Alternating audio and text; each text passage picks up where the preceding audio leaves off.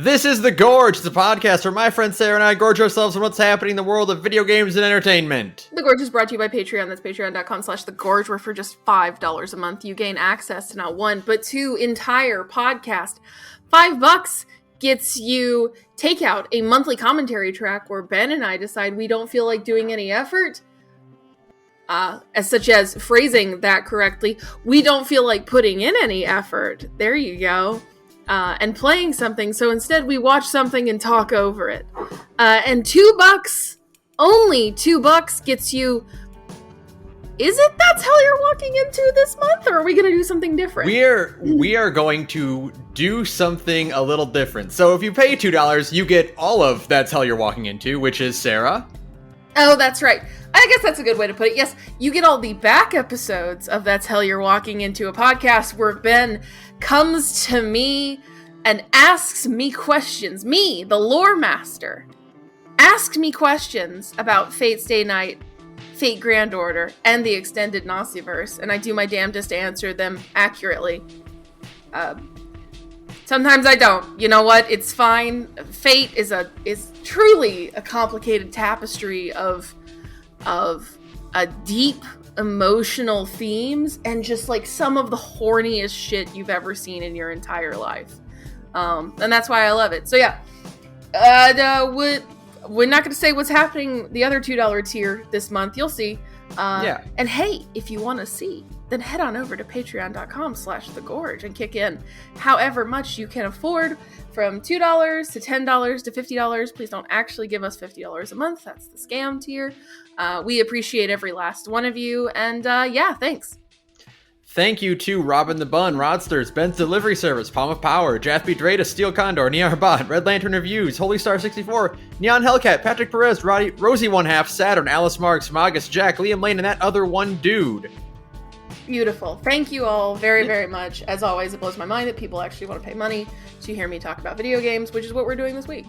Sort of. What I find most shocking is people who donate and aren't on the Discord. Like, yeah, hey, if you're listening and donating, you can link your Patreon account and your Discord, and when you join the Discord, you get a fancy special role. Yeah. Depending on the tier of patron you are. So yeah, you should do that and come hang out with us, because the Discord's always popping. Like, people are always popping in it. It's very nice, actually. So Ben, what are we doing this week? We're just gonna talk about what we've been doing and then what's been happening and in news and stuff. Well, I don't have much to say. I've had a interesting last couple weeks. So it's mostly been Final Fantasy 14. I need to actually finish Inscription at some point. Yeah. I guess we could talk about 6.2. We can. Do you want me to get through my stuff first? Yes. Let's get through your stuff, and then we'll talk about 6.2 real quick. Because mine is also very short. I didn't do a ton of stuff. A lot of things got in the way of that.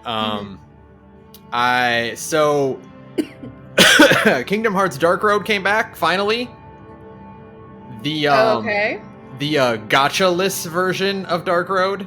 Right. Which is it is the spin-off series, like the late it was stapled onto Union Cross. That's right. When it was in like its last arc.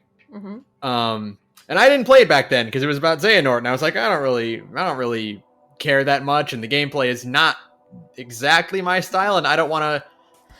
They basically had two gachas running simultaneously, and I'm like, what do you mean my currency doesn't transfer from one game to the other? Oh yeah, no thank you, I'm good. Yeah. No thank you, I don't need that actually. Yeah.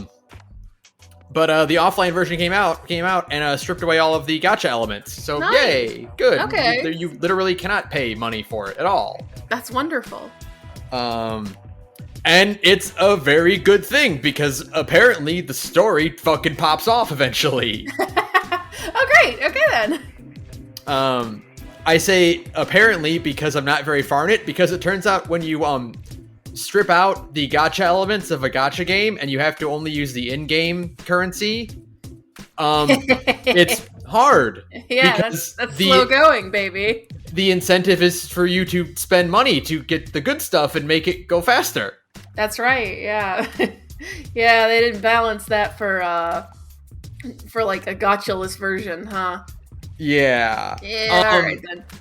But the gameplay itself is pretty interesting, in that it's very FGO.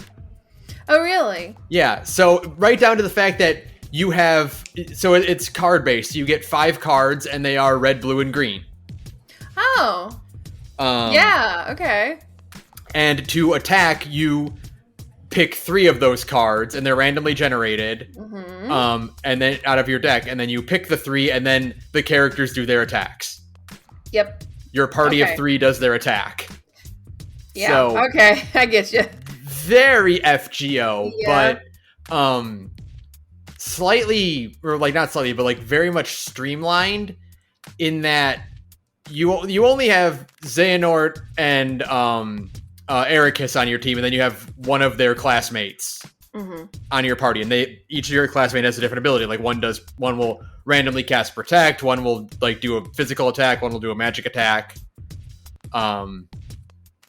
And Ericus just does general attacks, and then Xehanort has like special abilities. Right. So your deck is built off of Disney and Kingdom Hearts characters, and you pick them, and then they each have an ability attached to them. So like if you have Mushu in your deck, that's how you cast fire. Right. Okay. So if you tap Mushu and then you tap 2 more red cards in your hand, you bust a Brave Chain.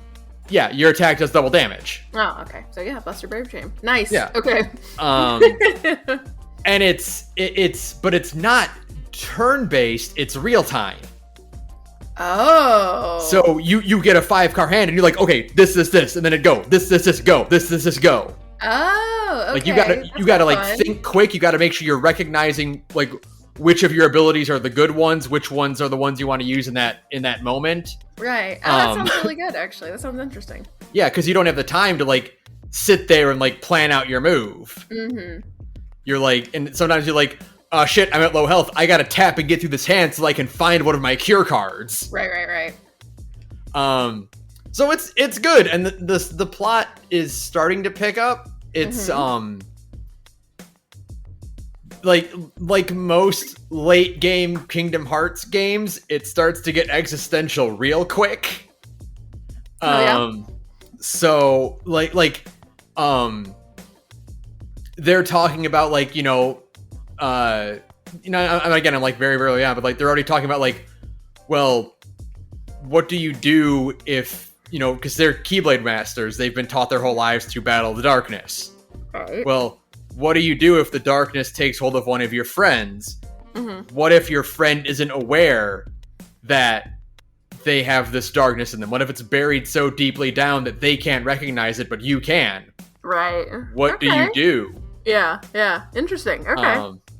And I know where it's obviously going to end up because I know how Kingdom Hearts 1 starts. Right. Yeah, you've played Kingdom Hearts 1 through 3 and all of its extant spin-off titles. Yes. But what I'm most curious about is that there's a character, one of their classmates is named Bragi. Okay. And the new main villain of Kingdom Hearts after 3 is Zigbar, aka Braig. Oh, right. And we already know that reincarnation and time travel and changing your appearance are things that Zigbar can do. Oh, okay. I see. Yeah. So, I'm working my way through that. The nice thing is that since they stripped out the gacha elements, the way you level up and gain currency is they just have an infinite mode. Right. Where you just fight enemies until you die or quit. Oh, okay. And that's just how you level. Yeah, and then they also have an auto mode, so you can just set it and forget it.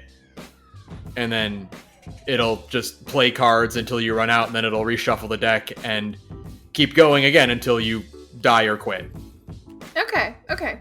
So very convenient to just like set that for 20 minutes and come back to a boatload of money. Yeah, exactly.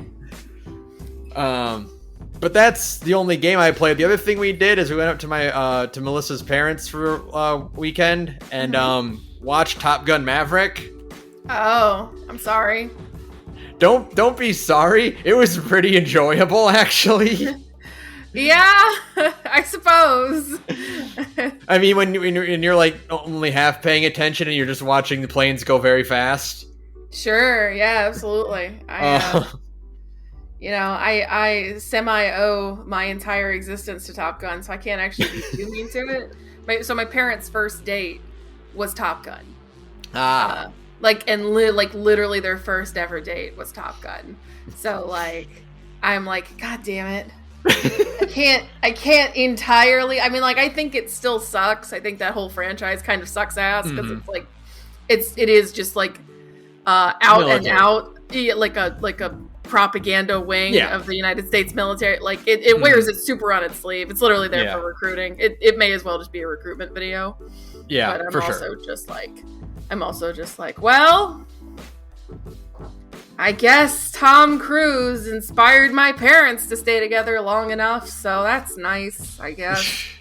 the thing I noticed, and maybe because again I wasn't really paying super close attention, but like, so the mission, like the thing is like, you need Tom Cruise, you need to come out of retirement and train these upstart hotshots to fly the mission where we defeat the enemy. Mm-hmm. They have a military base that we need to take out stealthily, and you got to be very quick in your planes.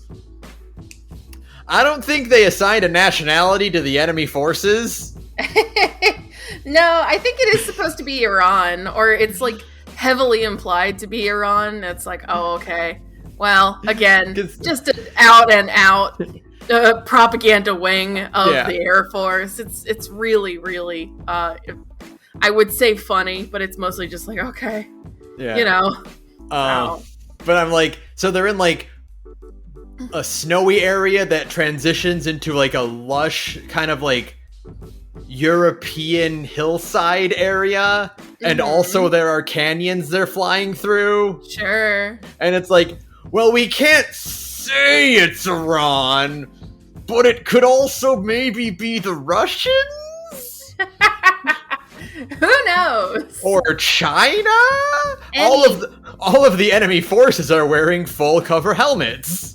Yeah, don't worry about it. But also, yes, you know exactly who it is. It's one of those three. So, Geez. But that's literally it. Everything else is just fucking 6.2 and all of the wondrous splendors that came with it. Yay, 6.2! Final Fantasy XIV 6.2 came out, and it's good.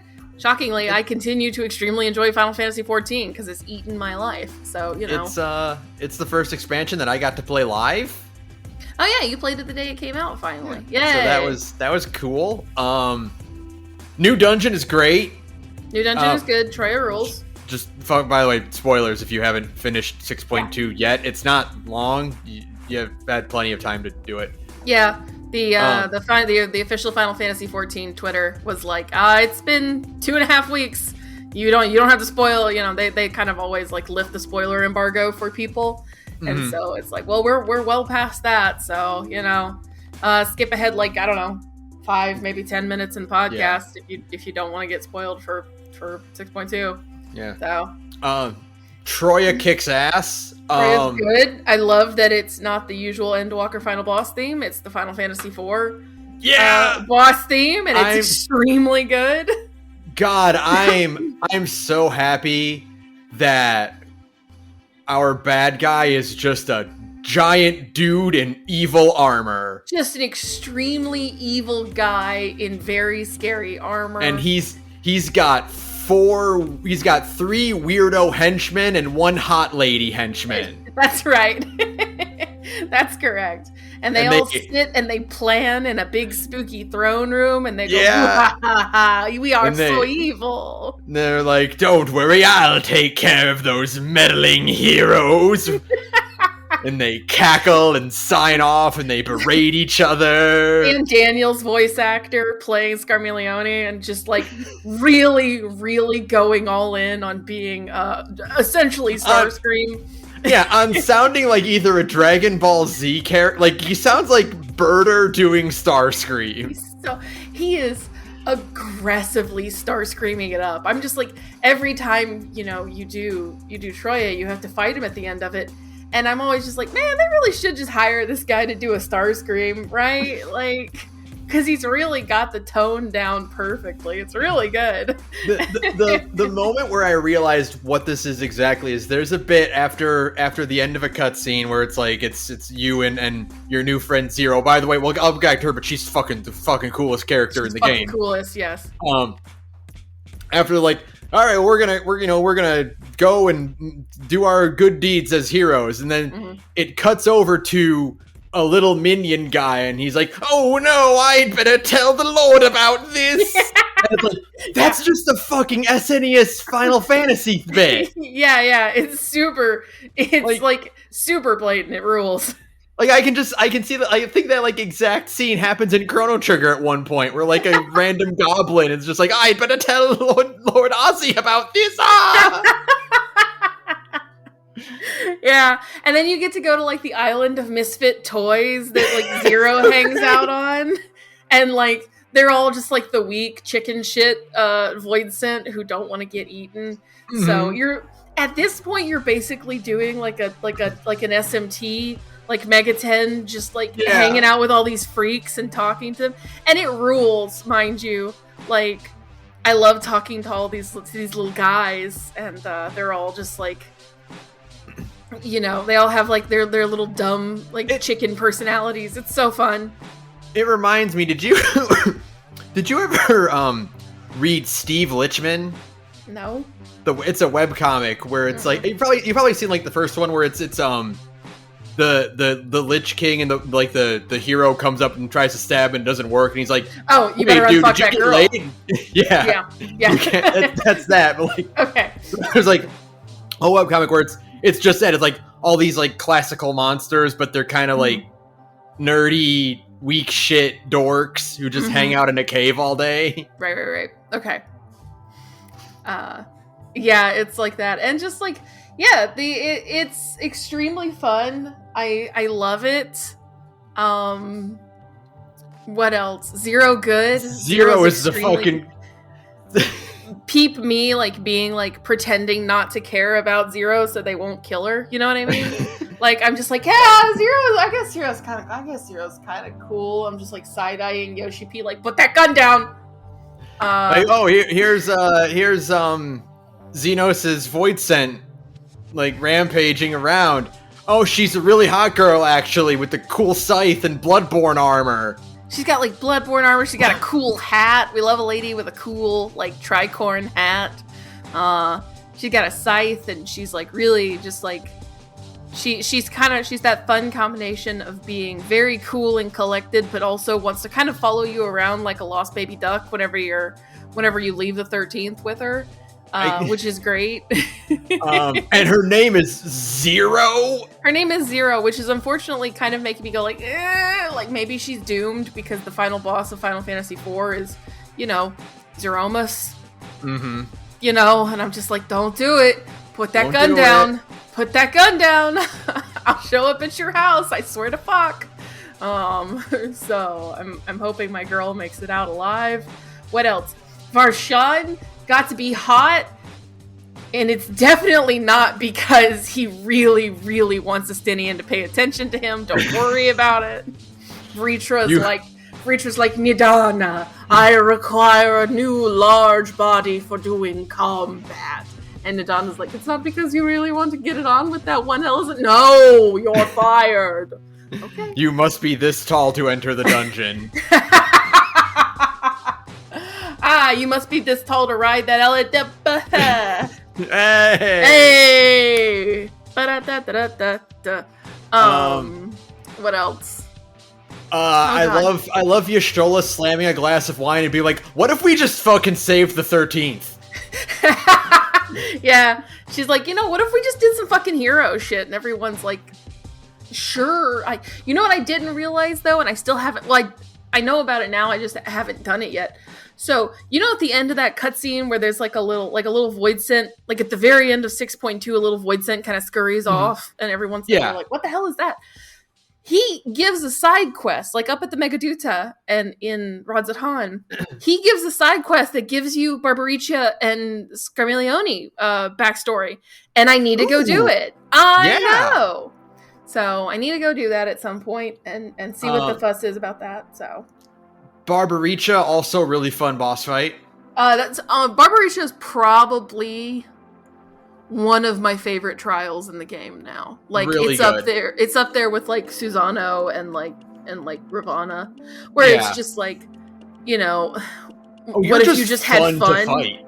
Yeah, you're just fun. You're just really fun to fight. You have a lot of fun energy, and you're like crazy, and you're having a good time, and I'm having a good time. I'm not crying at any point in the fight.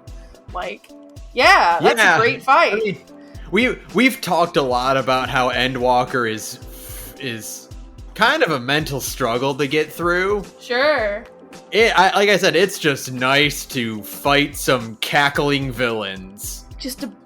There's just a spooky evil guy in big scary armor, and he's like, I'm going to take over the world with my army, and you're like, yes, it's so uncomplicated. I love it. It's so simple. You're evil. We're gonna stop you. You're gonna send some waves of like really strong guys after us. Yeah. And like, no one's ever defeated me. Oh, you defeated me. Oh no, you stabbed me on the dick. Yeah. It's gonna be great. What else? And besides, you also, if you want your complicated Endwalker shit, you got that too. In the second part of the Pandemonium raids, you get all that shit in Abyssos. Abyssos also whipped ass for many reasons that I can't even begin. You get the most awkward cutscene to be in the entire game. What do you mean Eric Thonios' parents had super sex, and now we have to watch the video of that with Eric Thonios? Oh God! Now, son, it's very important that you watch this sex tape. Of me and your mom getting it on. With you in the room, unconscious. And you're just like, okay, La Brea, okay. All right, Ansem. Oh, God. Every part of Abyssos ruled, though. All the fights are super good. They're really, really fun. Probably one of the best boss themes. Fucking Persona ass fucking music. Yeah, no, Scream is like, especially when you're listening to it during Carbuncle, like during Proto Carbuncle, the first fight, and like, yeah, with the lyrics, it sounds like a P5 song, you know what I mean? Mm-hmm. But like the lyricless version, because it's got like those funky organs in it, you're like, this is just a person, and you're in a dungeon that's like predominantly green and kind of goopy. You know, mm-hmm. Like you're in an arena, I guess, that's like green and goopy, and there's like a cage motif and stuff going on. I'm like, this is just Persona 3. I'm just playing Persona 3 right now. That's what this is. Yeah. It's really good. All of the fights are really good. Like the hardest fight. Now, mind you, Agdistis is extremely hard still, but like the hardest fight of Abyssos is nowhere near like the colossal bullshit of the hardest fight of Asphodelis. Aspho 2, yeah. Aspho 2, which just kind of sucks. It's just kind of hard to read. Like when you fuck up during Agdistis, it's like, oh, okay, well I know what I did wrong. It's fine. Mm. But like Hippocampus is just like, it's just misery. But yeah, no, I really want to learn how to do those fights in Savage because I enjoy them a lot, and I can like feel. I can feel my brain starting to boil as I become more and more of like one of those people who wants to do like really hard Final Fantasy XIV content. You know what I mean? Yeah. Plus, you get cool shit out of it. You get cool shit. You get to raise your eye level above everybody else's because your meat's so fat. And I'm like, I want my meat to be fat. So, what else? What else? Did we Abyssos get? ends on the funniest fucking thing ever. Yes, that's correct. So you might have gotten catfished by La Habrea's dead wife to fuck up the afterlife, and you're like, okay. So pandemonium is here in the Itioscope, and that's bad. And the only way it could possibly get worse is if Fortunato found out. And then you hear Fortunato behind you go, what the fuck did you do? And you're like, oh shit. Oh god damn it. Now listen. I had it on good authority that time travel was immutable, and there's nothing I can do to change the future. I was assured of this by multiple parties. Yes, I know the Crystal Tower broke those rules, but fucking Graha doesn't even know how that worked. Fucking Emmett Selk. That was a one-off. Otherwise, time travel is supposed to be immutable. So no, I don't know why there is an evil tower in the Itioscope. I just want, like, when part 3 starts up, I just want, like, when Fortunato was, like, yelling at you for it, I want one of the dialogue options to be is, now have we considered that this is a good thing? Maybe pandemonium being here is good for the environment? Maybe we're fixing something. Maybe we're making it better. I don't know. You know, I really do love the twist ending of Abyssos though, because like, so Abyssos ends, like, before that moment, Abyssos ends really neatly, right? Like, you stop, we did it. Yeah, you did it. You stop, like, La Habrea's, like, all of La Habrea's, like, negative emotions given to, like, a secondary, form. You stop Hephaestus.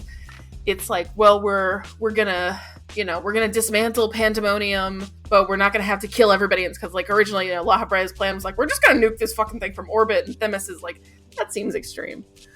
There's still a lot of people in here, and so you did it. You find a way to make it better without having to nuke Pandemonium from orbit. They're like, well, we're still gonna have to dismantle the place, and it's like, okay, well, fine. It was a giant evil prison in the supposed utopia, so we probably should get rid of it. Yeah. And then, so it's like, we're going through these cutscenes, and it's like, this is ending really neatly. How is this gonna wrap up? And that's how it wraps up. Surprise!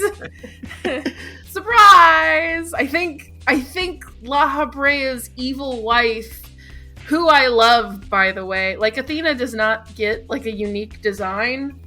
However, she is extremely funny. So yeah. I like her a lot because she's just, like, very, very evil and having a good time with it and just being, like, a huge piece of shit. And it's like, if we're gonna kill off, like, a cool lady character in Final Fantasy XIV, I want it to be like this. It's because she's just, like, a cackling mad woman. Basically, she's, like, a lady version of Hojo. What if Lucretia was the bad one instead of just, like, sucked? There's a difference. Yeah. Like, what if Lucretia herself just kind of was an insane person, and Hojo was a mostly reasonable, if slightly curmudgeonly old man? And that's Abyssos. It rules. I love it. I think it's very funny.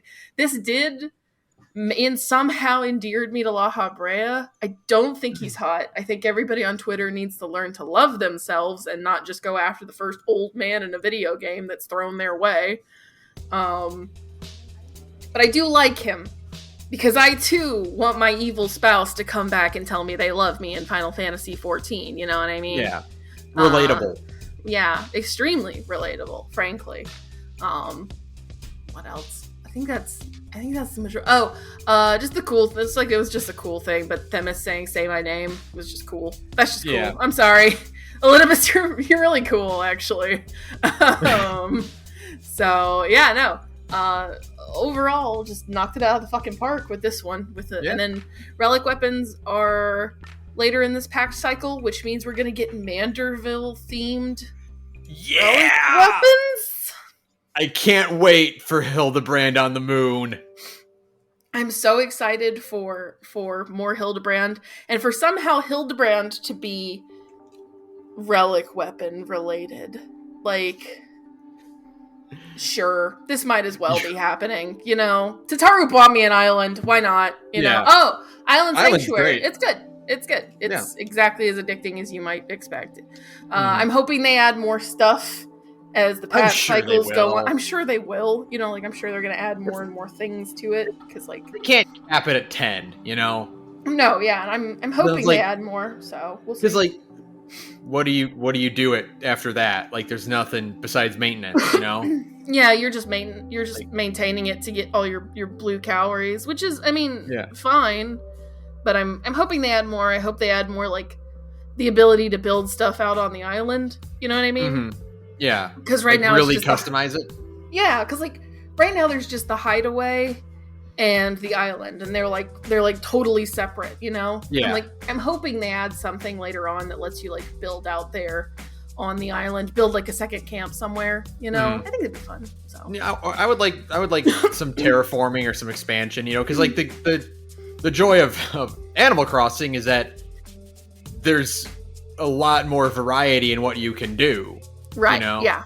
So we need some of that in here to, like, really make sure this is, like, a persistent thing we want to keep doing, you know, even after we get the booty shorts. Right, of course. I mean, that is what everybody is there for. But additional stuff after the booty shorts is always appreciated. Yeah. What else about 6.2 that's worth? I think that's it. I think we hit all the major high points. That's really about it. Yeah. Yeah, they did the Rising event too. Oh yeah, it's cute. It's over now. By this time this episode comes out, it will be over. So I hope you got your extremely ugly minion. Yes, your awful minion that I hate. Your horrid little man. I hope you got your own horrid little man, because he is truly the ugliest fucking thing in the video game. It's hilarious, you know. More importantly, I hope that Yoshi P talked to you directly. Yeah, and said thank you for playing our video game. I did see one video. So somebody came out with a mod that replaced which one was it? It was like the cheer emote or something like that, with, like, this, like, dance set to California Girls by Katy Perry.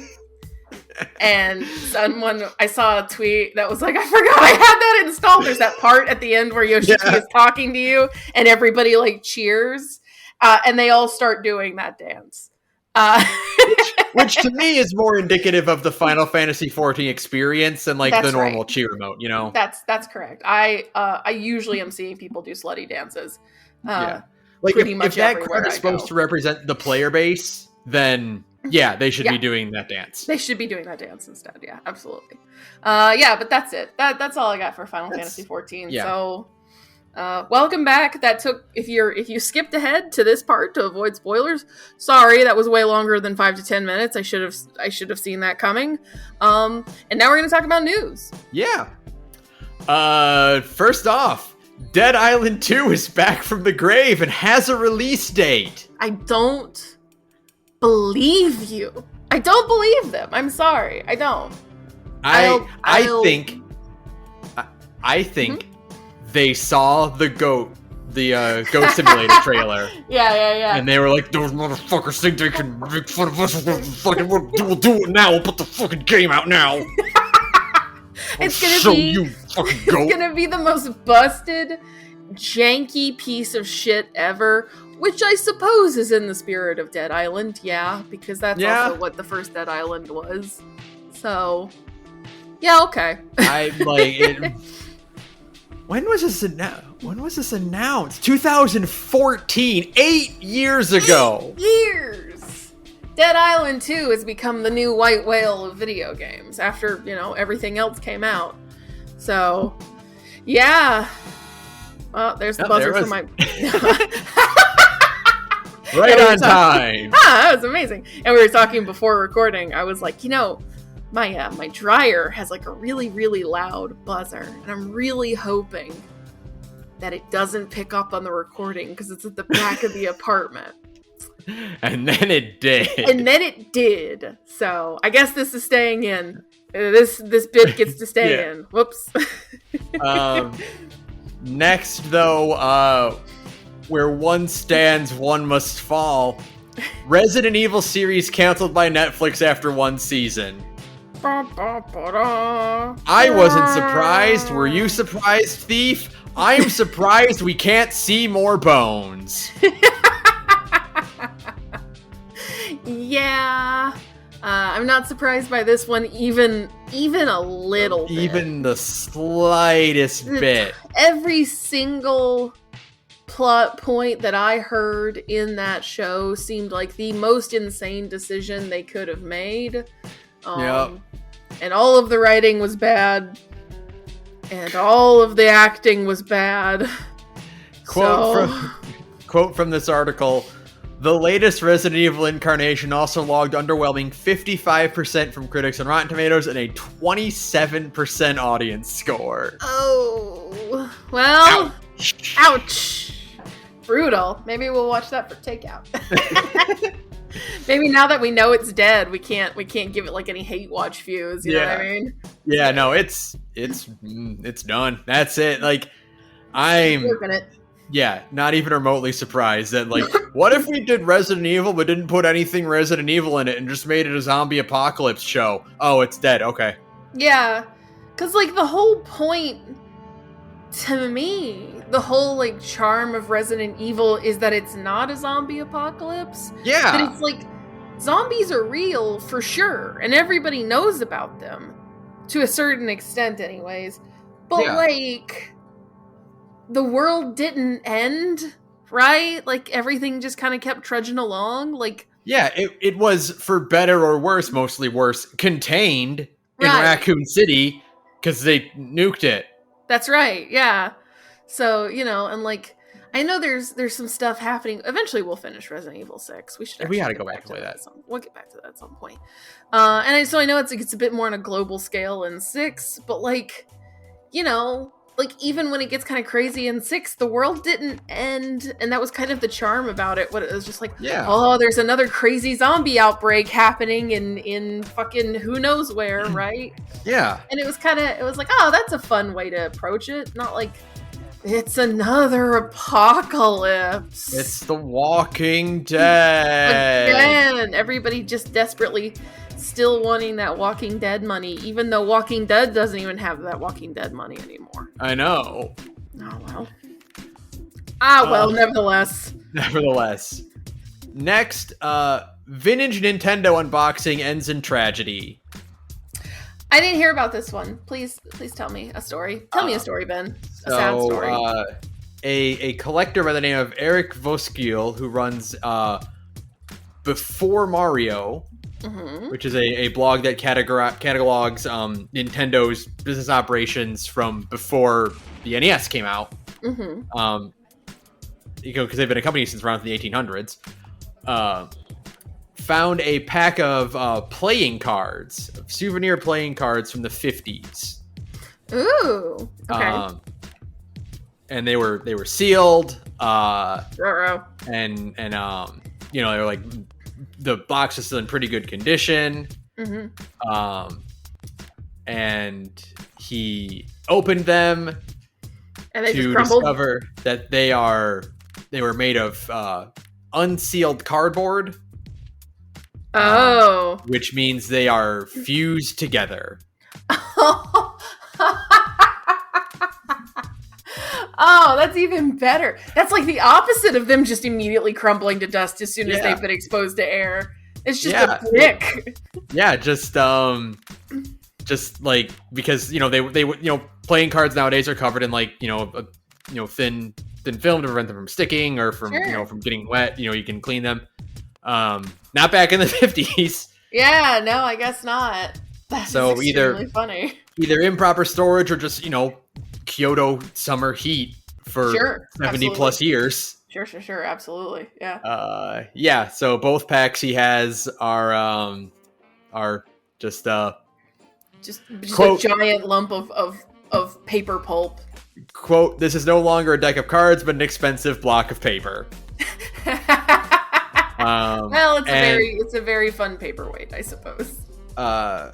quote, checking the second pack, Voskiel found that these cards suffer a similar fate, and while some have suggested placing the packs in the freezer for some time or putting them in a sweat box also used by stamp collectors, he says grimly that these packs, unfortunately, are beyond any of these methods and will remain fused together forever.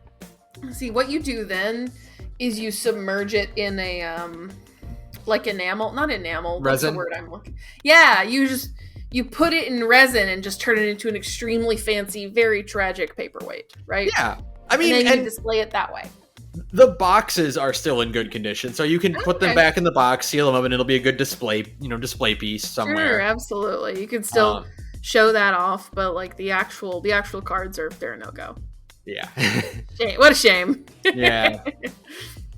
A PlayStation 5 price hike is coming, but not for US customers. Yeah, this is for I think it's for like everywhere except the United States. Yeah. Like, it's Europe and Canada and Europe like and Japan America. too. And Japan. Yeah. I think this is deranged and deeply stupid. Considering like it's still hard to get the fucking console and to like raise the price on it is like no. Well, we're not selling enough PS5s. Obviously, we need to up the price to to get our money back. No, you're not selling them because you're not making them. For us to buy. Yeah, and I understand that like materials have gotten more expensive. Like I understand that because of inflation and because of like shortages and stuff, like the actual cost of manufacturing a PlayStation 5 has probably gotten more expensive on Sony's end. However, historically, you just eat that loss, y'all. Like, you just eat that loss. Literally, that's what the PlayStation 3 was just Sony eating a loss. And I don't think the PS3 ever turned a profit until the very end. But still, you sell the fucking things on the price that you initially sold them at, and then you just make money off the software. That is literally the video game model. It's not like PS5s will ever linger on a shelf, right? Yeah, exactly. Like you're gonna move those units. Like the PS3 didn't move a lot of units because of its initial price, and also had no video games. Yeah, and it stayed on shelves. The PS5 is not. Yeah, no, the PS5 has PS5 no games, but like it's got enough third-party shit that it's like you could still sell one. Also, the difference that the PS5 is it plays PS4 games better, and the PS3 did not do that. That's right. The PS3 did not even play PS2 games. Well, it did briefly, and then Sony took that out. Yeah. But yeah, no, it's dumb as dog shit is I believe the industry term. Yeah. For just like shooting yourself in the foot. I don't know. It's very PS3 era Sony to just be like, well, we're gonna hike the price on, and like they know they can't. The most deranged part is that they know they can't hike the price in America because that's its biggest market, right? Right. So they know somewhere in their heart of hearts that this is a stupid idea. Because, they're like, well, the Americans won't buy it. They're like, yeah, that means, everybody else is probably not going to buy it either. I suppose it doesn't matter. Maybe it's just not selling as well overseas. I don't know. I don't keep track of that thing anymore. Right. It's just stupid. It's just a dumb, it's very PS3 era Sony. Like I said, like Kaz Hirai or whoever it was. And I don't think it was Hirai. It was the guy that was before him who was like, if I can't walk into a store and if I walk into a store and there's a PlayStation, or if you can show me a picture of a PlayStation 3 still on the shelves, I'll send you $1,000, right? Mm-hmm. And then whoops, there's a ton of PS3s on the shelf. Yeah. It's like, yeah, I don't know. I feel like there are other ways to recoup losses during a period of inflation that don't involve raising the price on your already overpriced console. Yeah. So. Also, I think you mentioned it earlier, but the PS5 has no games. Mm-hmm. I saw that recently and I was like, no, that's not right. It's got games. And I looked at PS5 exclusive titles and the list is PS5 has no games. It's 7 units. It's 7 titles, yeah. And I'm like, no, that can't be right because I own I own more PS5 games than that. And I looked at my shelf and I'm like, Guardians is PS4. Mm-hmm. Horizon is also PS4. Yeah, Resident Evil Village is PS4. Miles Morales is PS4. Stranger of Paradise is on PS4. Tales Oh from no, Arise. PlayStation 5 has no games! Oh no! Oh no! Oh no! The only game on my shelf that is actually PS5 exclusive is Ratchet & Clank Rift Apart. Yep. And I was like, no, Resident Evil 8's PS5 exclusive. No, it's not. No, it's not. The prophecy has been fulfilled. PS5 no game. I think PS3 had more exclusive titles because it had more exclusive titles at this point in its launch cycle. Yeah. Because it had to, because it wasn't backwards compatible. Yeah, exactly. And also, like, unless Sony was paying people to develop games for their dog shit system, no one wanted to exclusively develop for that fucking thing because it sucked ass to make video games for. Now, granted, to be fair, all of those games I listed are way better on PS5 than they are on PS4. Sure, absolutely. You don't want to play a game that looks like it's been rubbed in Vaseline. I understand. Yeah. But they're not exclusive. But they're not exclusive. It's like, I don't know. Most of the video games you've listed, I can buy on my PC. Yeah, there is that too. But I was also like being generous and referring to like generation exclusive, Sure, yeah, but like a lot of those titles are also on PC now. Like Resident Evil is on PC, right? Okay, Forbidden West isn't on PC, but Zero Dawn is on PC. Yeah. Like I would have like the PS3 has no games thing was also mitigated because it also had a lot of third party and games on it too. Yeah. And I would have counted those because of the new generation, but PS5 doesn't even have that. Nope. Everything is this is this the long? No, it's not the longest, I don't think. But is it this has to be the longest period in which previous last gen consoles are still relevant, right? Like they haven't started the bleed yet. I think PS2. No, you know what? No, because the transition from SD to HD was so like it just happened overnight, and you literally could like stuff that was on the PlayStation 3 could just, but for a small handful of things, most of that shit couldn't even run on a PS2, right? Yeah. Like maybe PS1 had a longer stay. Like it took forever for PS1 games to stop coming out. I remember that. Yeah. But even those, like, it wasn't like how how these days a PS4 game and a PS5 game are basically the exact same video game. It's just that one looks bad. Yeah. Yeah. Like the PS1 and PS2 versions of games were like fundamentally different games because of like the processing power available. For sure. I remember Tony Hawk Pro Skater 3 came out on the PS1. Yeah, and it was a completely different video game. Like they had just been built from the ground up as like a different game. I don't know, like maybe the PS3 to PS4 kind of had that, but again, there was no backwards compatibility. So, there was. And I wonder how much of it does have to do with the fact that, for one thing, the hardware is compatible enough that you can backport games. Yeah. And also the huge shortage of consoles. Yeah, I mean, the huge shortage of consoles has definitely played a hand into why the last generation just like it's like a zombie gen. It just refuses to die. Yeah, it's been a really long one. Yeah, I think because I don't keep up with it. I don't know how it's looking on Microsoft's end. I mean, it sounds mostly the same. I mean, like Microsoft has even less exclusive titles. That's true. Microsoft has like 2. And one of them is Halo Infinite. Nobody likes that game. None of them are coming out this year. And none of them are coming out this year. So, Microsoft has even less, like, legitimately exclusive games, because like Sony at least has like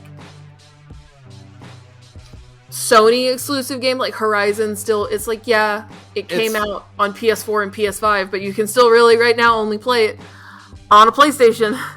And like, I don't even think Microsoft has that going for it right now. Yeah. I guess when Bethesda games finally start coming out, but you know, we'll see. What else? Next, Wild Arms and Shadow Hearts creators announced double Kickstarter for spiritual successors to both series. Very interesting choice to do too. I suppose they're just going to share that same pot of money. So the way it works, it's actually really cool. Because I backed it, obviously. Oh, okay. So they have like a really extensive tier list, and it's like, and they have like a breakdown of like their reward system where it's like, okay, if you pre-order the Wild Arms one, or if you back this tier, you get the Wild Arms one, we put money towards that pot. Okay. If you back the Shadow Hearts one, we put it towards that pot. If you back both, we put it towards this middle one, that where both games will get these stretch goals. Okay. So what's now they're both pretty much even. I think everyone is like, ooh, 2 games, I'll just go for the 2-game one. Sure, I think that's, and I'm sure a lot of people, that's what they were gambling on, of course. Yeah. Has it been funded? Like, did it hit its goal? Oh, it blew past that. Okay. Like, everybody wants a new Shadow Hearts game, and I guess a new Wild Arms game, but you know, like, Shadow Hearts. It is at 1.3 mil out of 6,999. Wow. Or 600,999, sorry. Nah, good for them. Yeah. Okay, then. Over almost double. Good. And they still have over half a month to go. Oh, wow. Yeah, they've definitely blown through it. Awesome. Yeah, because I mean, I would love to see a new Shadow Heart. Like, Wild Arms was never really for me. But I also didn't play it too deep when I was a kid, so I have no like nostalgia for it. But I did play some Shadow Hearts.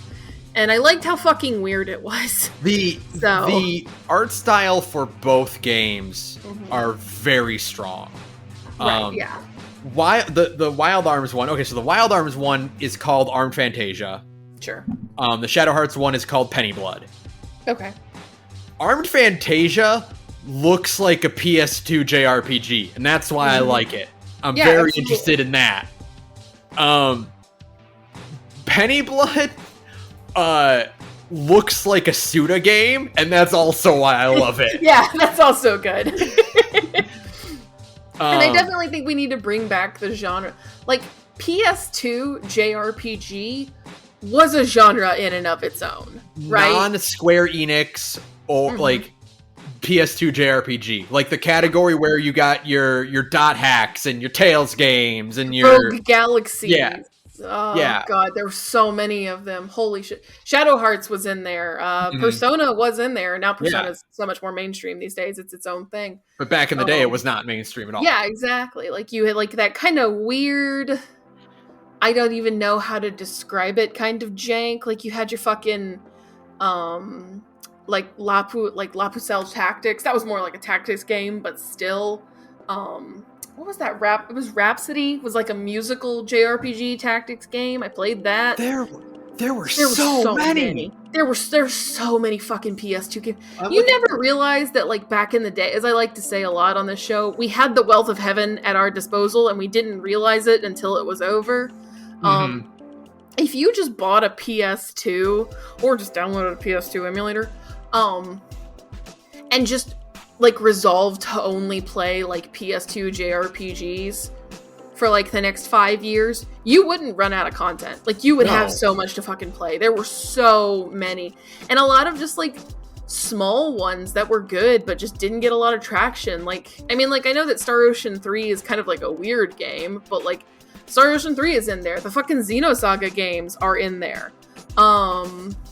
The Personas, the Tales games, there were multiple, Tales PS2 games.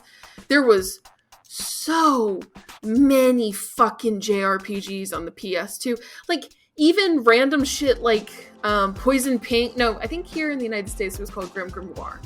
And that was like more of a tactic games. But even stuff like you could almost count like your Odin Spheres and stuff like that as like a Okage. Yeah, there was just so much. There were like if you just look at a list of PS2 JRPGs, you'll be stunned by how many there were. And if you think about it, you'll think of more. You know what I mean? It's Right. crazy to me, like how many there were, and how many of these I like played a little bit, because like when I was in high school, I worked at GameStop, and we could rent video games. So I would just take video games home with me some days and just like play a little bit of it, like, this isn't for me. But like I was also a stupid high schooler who had a short attention span.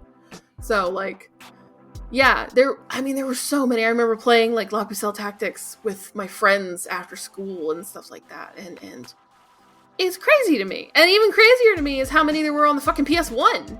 Yeah.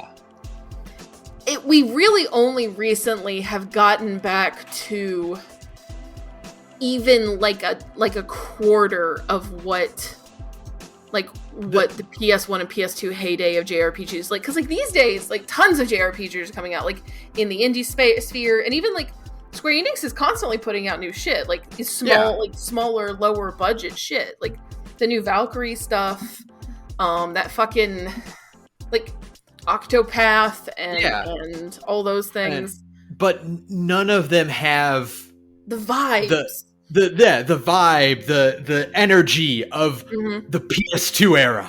The mysteriousness of an old PS2 JRPG is something that I can't articulate, but if you know, you know.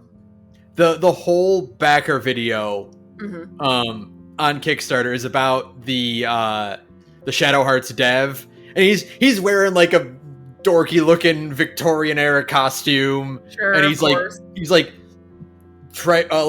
stomping around this like old library. There's a bit where he's like muttering to himself about like trying to find inspiration for something, like for his new big game, and he walks past the bookshelf and the 4 books lined up are titled Shadow Hearts Wild Arms.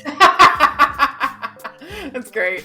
But he's talking, like the whole video is about him talking about like there aren't any PS2 era JRPGs anymore. Like that genre has been on the decline, and he wants to bring that era back. Yeah, absolutely. And I wish I could. I would like to maybe at some point like play a lot of old PS2 JRPGs and like try to nail down like what it was that made them that way. It was like a combination of like a new ability to have like 3D graphics that looked good instead of just kind of, unless you're Square Enix, that just looked okay, or were like really good pixel art, like not to disparage pixel art, you know what I mean? Yeah. But like it's a combination of 3D graphics that anybody could make look good.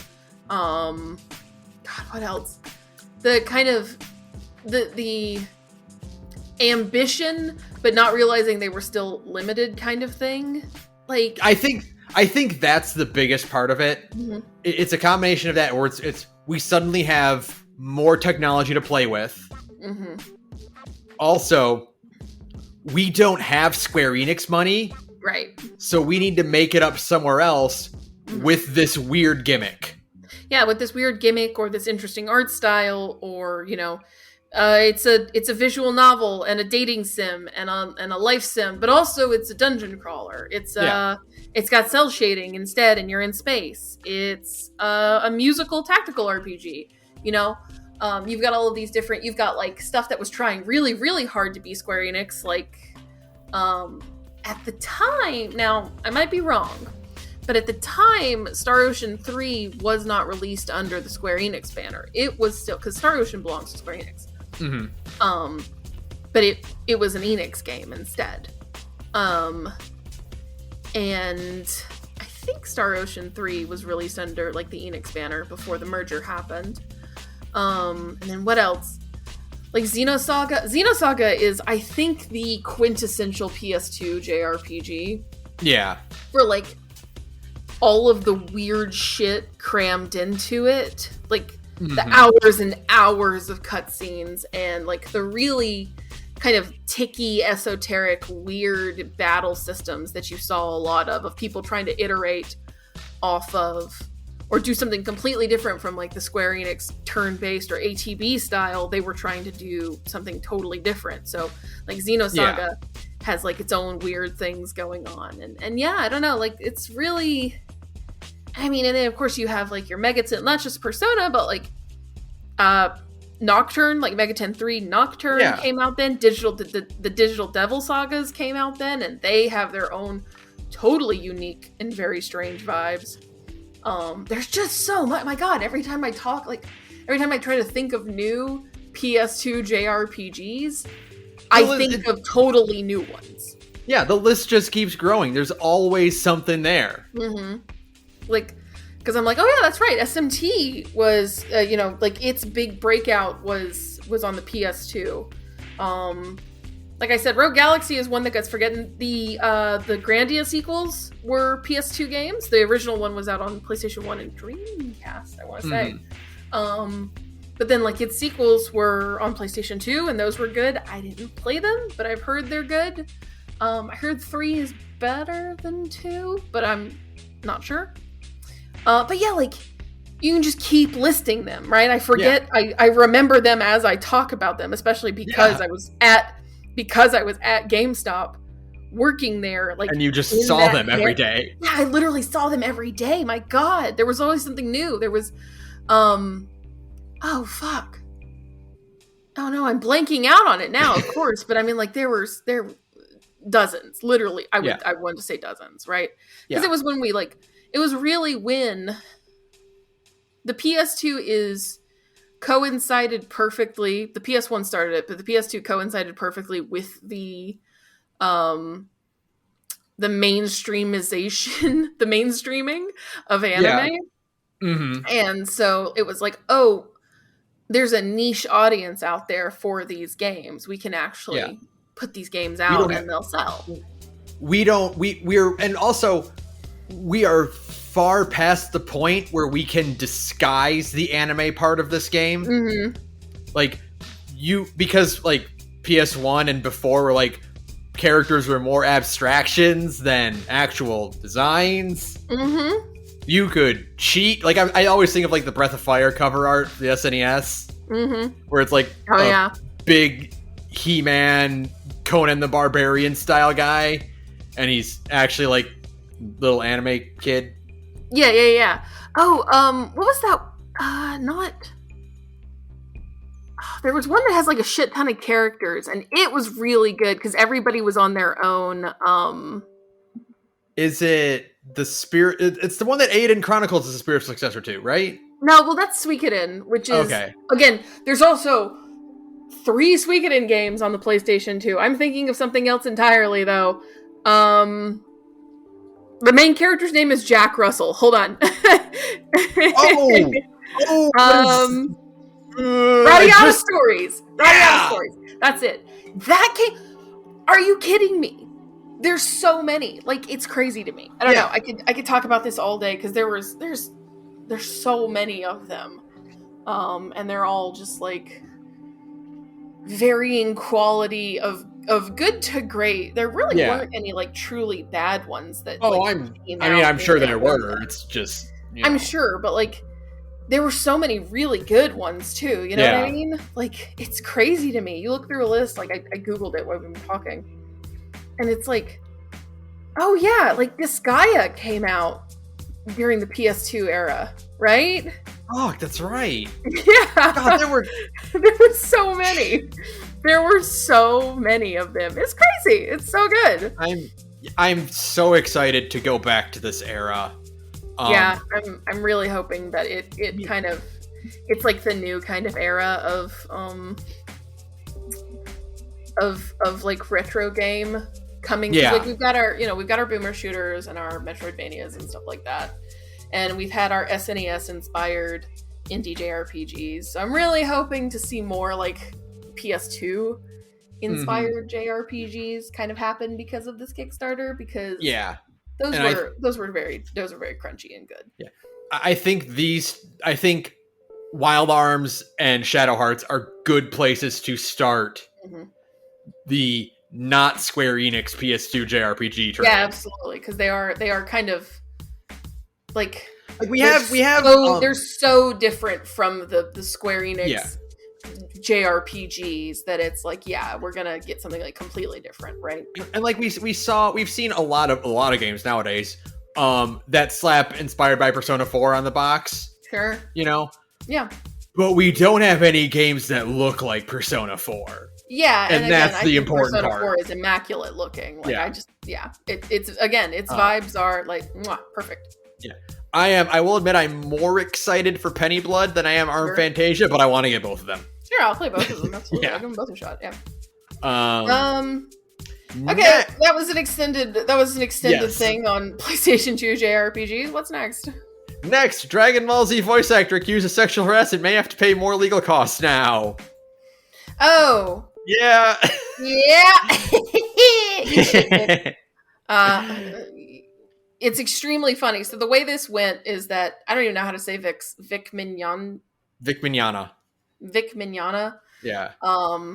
So there was an initial lawsuit, and he lost that.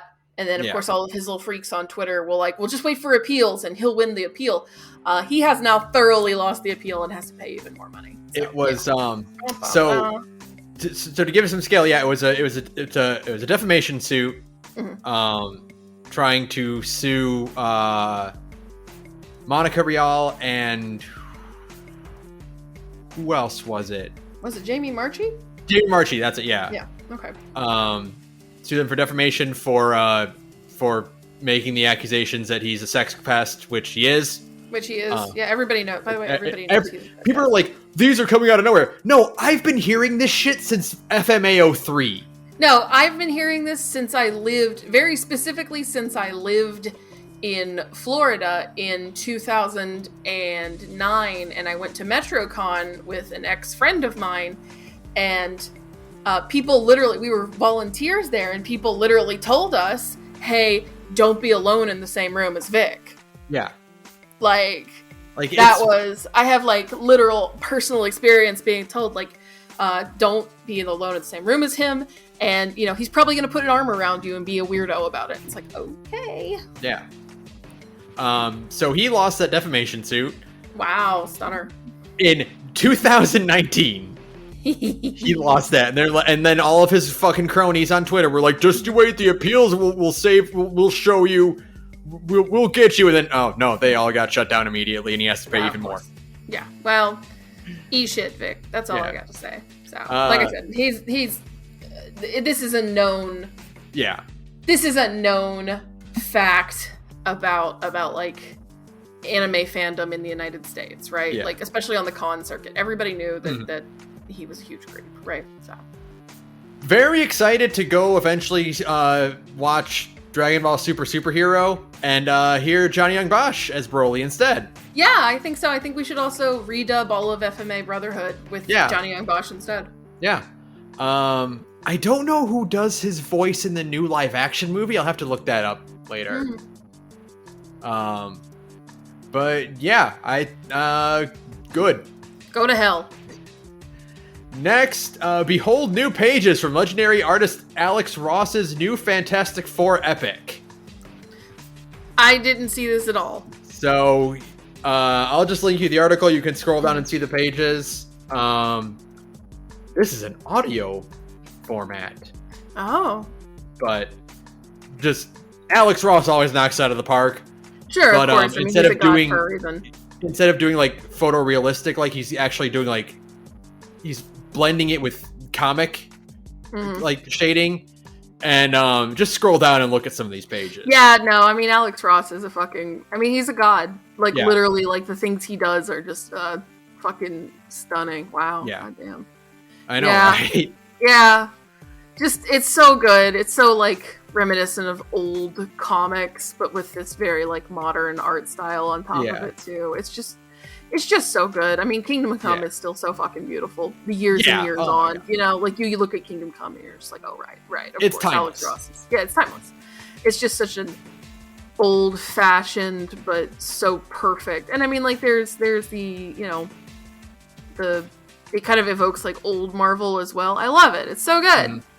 Yeah, I'm excited. I'm probably gonna pick this up just because it looks like that. Yeah, you know. Yeah, of course. Next, oh god, ew, Randy Pitchford wants you to buy his horrible used shirts. Oh, just imagine what they smell like. Ugh. Like the grease trap in a pizza shop, you know what I know, mean? right? Like you could bleach those as many times as you want. It'll still smell like it. You ever walked by a trash can or like the dumpster at a fast food joint? Yeah. And it's like that smell of like old food and like grease. It's that. It's just he's so greasy. He's so disgusting. I do not like it. Nobody should. But I don't care if it's for charity. If you're gonna buy it and it's for charity, I am demanding you burn it on YouTube for me. It'll be very easy to do. Yeah, trust me. You honestly, they're probably like a hazard. You can't like have it near an open flame, or it'll just immediately ignite. Like, you know, sometimes people will get like a joke made at their expense, and they'll like flip it around and make it like a thing about them, and sometimes it's like respectable because it's like, oh yeah, you're reclaiming this thing for you, right? Sure. You should never reclaim being really greasy and disgusting. No, yeah. You should probably actually just fix that instead. Yeah. You know, like... Yeah, no, no, thank you. No, thank you. I'm good. Yeah. Next, pour one out for Halo Infinite's split-screen co-op. This is just... I don't know. For one, it seems like the other, like, fans managed to get it working, and it's just that 343 is like, that's hard. We don't want to. Like... We don't want to finish it, so we're just going to not do it. We don't want to finish it. But other people got it working, and now they're just like, you know what? Never mind. We're not gonna put the effort in. That seems insane to me, right? Like, I don't know. I don't understand. I wish I did. They made a big deal out of like Halo will always have co-op, like couch co-op. Yeah. Like, it's part of the reason Halo 2 was a huge success. Yeah, you could literally play it couch co-op with your brother and or your friends. And just like blow through it, and it made, you know, you play it on legendary mode and you suffer together, right? Yeah. Like, and the whole point is that Halo was always supposed to have that, and they're like, you know what, actually we don't feel like it. It's like, okay, well, other people managed to get it working, so clearly you are just... I'm sure it's a thing coming down from Microsoft, who has catastrophically and cartoonishly mismanaged this game, but... Yeah. Voice of Cards, the Beast of Burden announced for PS4, Switch, and PC. He just keeps banging these fucking things out. This is the third one. This is the third in what, like 2 years? No, in like 6 months. It's been like a year since the first one came out. Like, I guess they're easy to make. Yeah, I guess once you have the framework, you can just write new stories for them. I guess so. This is... You know how, like, Gen Urobuchi, the guy who made, like, Madoka and Fate, who, like, wrote Madoka and Fate Zero, he eventually, like, fucked off and made Thunderbolt Fantasy, which is a wuxia puppet show. Mm-hmm. He wrote that instead. This is Yoko Taro's Thunderbolt Fantasy.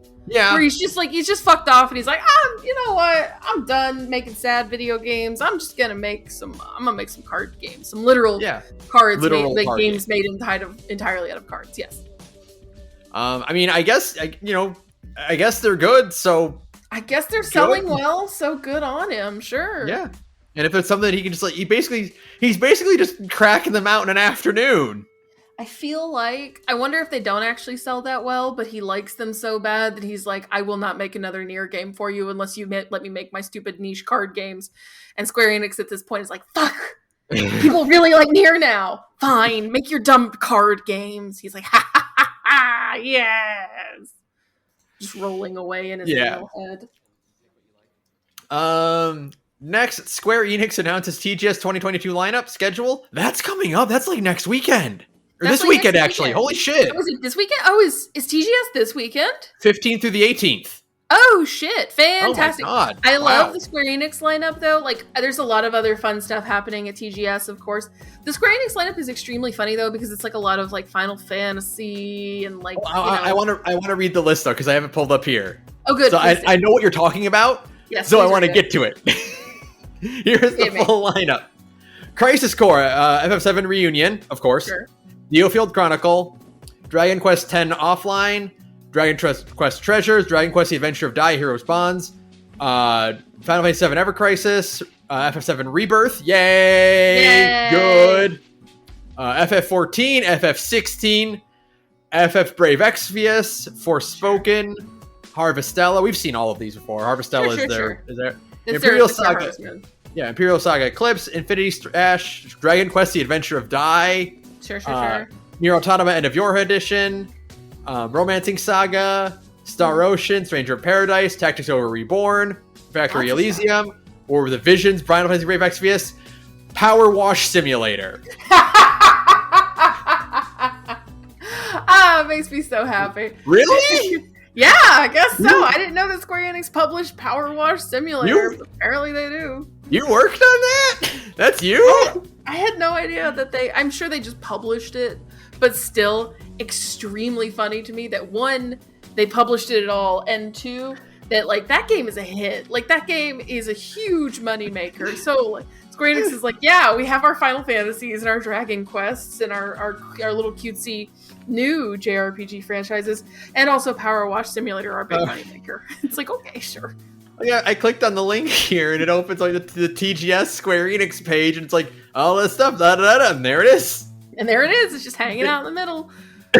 Buried Looking in forward to Yoshi P talking about Final Fantasy 14. They have to like shuffle him off the stage. Like, okay, Yoshida-san, we get it. Your little MMORPG. Power Wash Simulator. No, Sarah. What they're gonna do is 7.0 introduces new class. Oh, the Washer. The Washer. Yeah, absolutely. It's a new tank class. Yeah. No, Power Wash Simulator. Power Washer is a DPS class. Are you kidding me? New ranged class. I see. That's the new scouting class. Okay, we finally have a second scouting class. Great. They can wash AOE's away. I love it.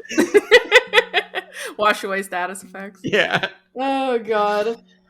Oh my god, I love it. I'm like, that's a typo, right? Like, no, that's a Square Enix game. Sure, it's the last Western studio owned by Square Enix, and by God, they're gonna milk it. They're gonna do something with it. That's amazing. I am interested to see. For one thing, big notable absence is no Kingdom Hearts content.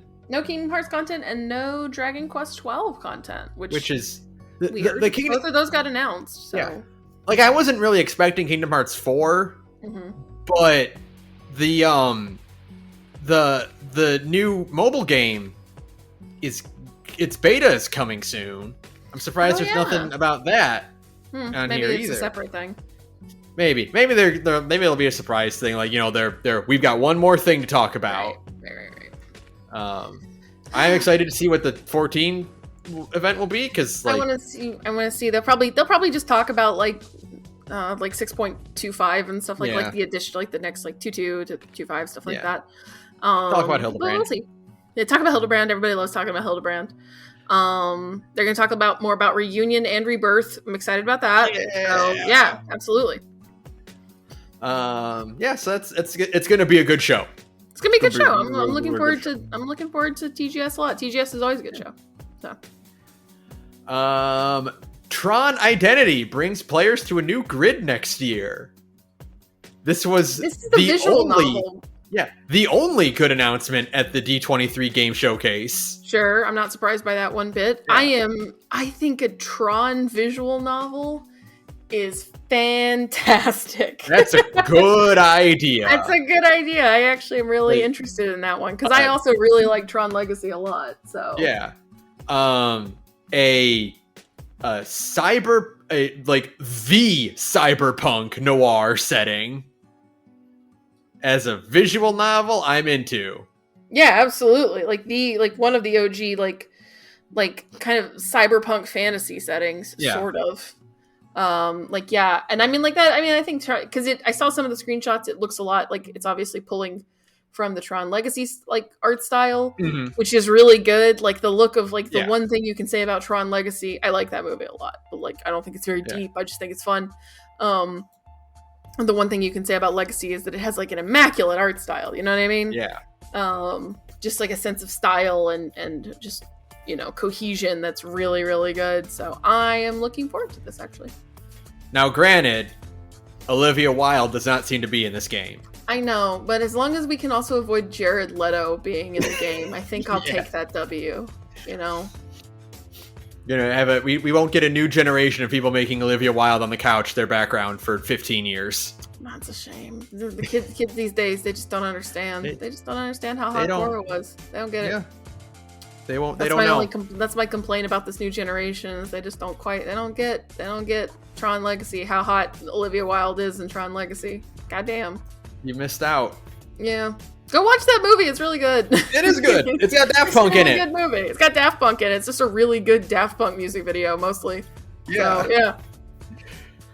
It's also got really, really bad CGI, de-aging CGI. Yeah, it does. But it kind of works in the context of the movie. Yeah. It's a computer program. Although there's also that one shot that isn't in the computer, and they use horrifying CGI young Jeff Bridges, and you're like, no, you're not supposed to show it up close. It looked fine when it was from far away.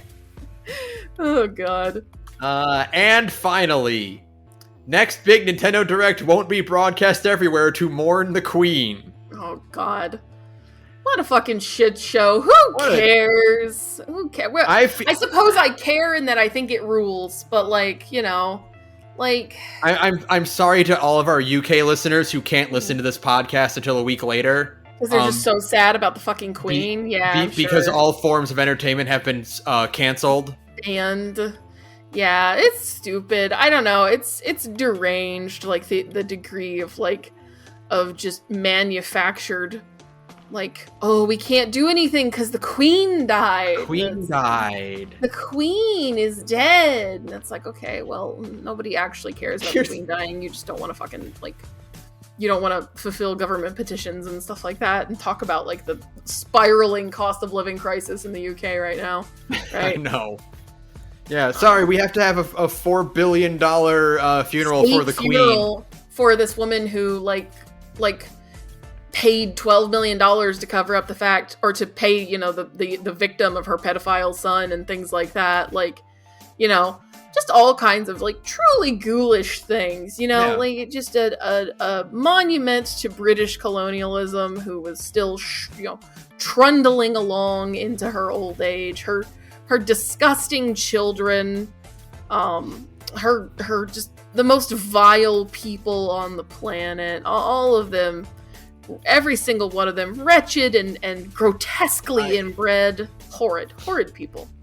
Deeply unpleasant to look at.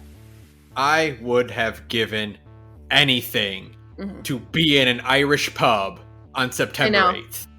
I know. Are you kidding me? That old bitch couldn't wait to die a few days later on the fucking 11th so we could have the funniest day on Twitter ever. Really? God. You couldn't hold in there just a little bit longer, Queenie? I made a tweet. Speaking of spiritual successors, I made a tweet that was the Queen dying after Reagan versus Sands in Tumblr Sexy Man. Yeah, it's extremely good. Is the Kickstarter serial numbers filed off spiritual successor of when Steve got into Minecraft the day that Trump got COVID.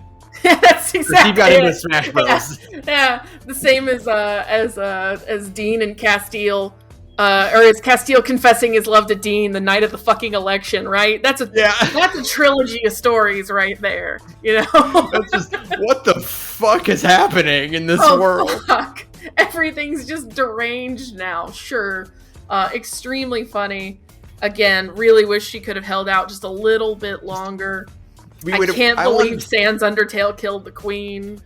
We were 3 days away from the funniest day on Twitter ever, right? The most insufferable people in the world having to fight each other. Oh, wasn't that great? It would have been like a fucking cage match. It would just, and you'd just be able to sit back and just watch and just watch them, let them fight, let them kill each other. Yeah. So tragic that we didn't get that. Oh wow. Quote from the article. I should get the Queen's death day off every single day, though, as a posters holiday, for sure. Yeah, for sure. Quote from the article about this.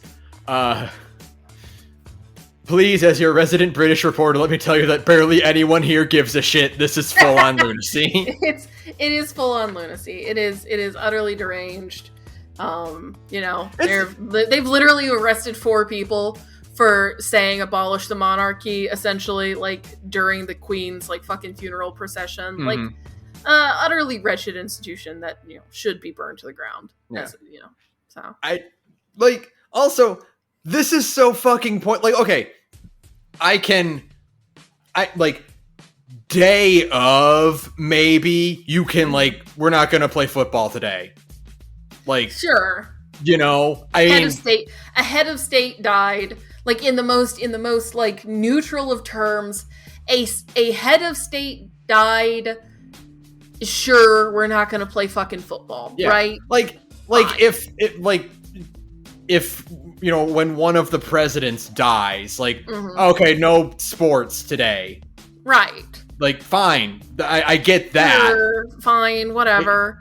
That tracks. Like, you're gonna not live stream a Nintendo Direct that's still being live streamed everywhere else in the world. Everywhere else, 3 days after that old bitch has died. You know what I mean? Like, the news didn't stop. Like, the Direct is still happening. You're still going to be able to, and frankly, if you're in the UK, you'll still be able to just watch the stream, like, through a fucking VPN or something, you know what I mean? Yeah. Or you'll just watch it not on Nintendo UK. I don't know. There's so many options. Insane to me. What a utterly deranged way to be like, it's like, no, we have to respect, Mario has to respect the Queen, but only in the UK. Right? It's not like Princess Peach died. Oh, that's an actual important person. Yeah. Like somebody I would be sad about if they died. No. It would be a universal day of mourning if Princess Peach died. My God. Yeah, she actually does shit. That's why Bowser keeps trying to kidnap her. That's right. Oh, well. Oh, well.